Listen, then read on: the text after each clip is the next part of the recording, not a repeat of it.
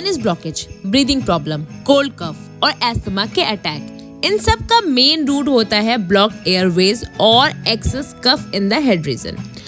आयुर्वेदा कहता है नसा ही शिरोद्वारम, नाक हमारे ब्रेन, लंग्स और प्राणवायु का मेन गेटवे है और इसलिए नसा क्रिया 2 oil drops in the nose is the one of the most powerful Ayurvedic therapy for sinus, asthma, cold and chronic breathing issues। तो करना क्या है?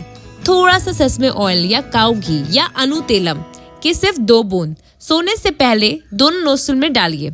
ये ऑयल डायरेक्टली ओपन करता है block nasal passages, melt the stuck काफा और air flow को स्मूथ बनाता है, जिससे साइनस प्रेशर रिड्यूस होता है और ब्रीथ डीप होती है।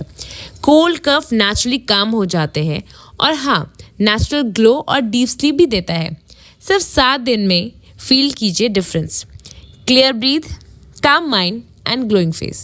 Share to your loved one. Thank you for watching.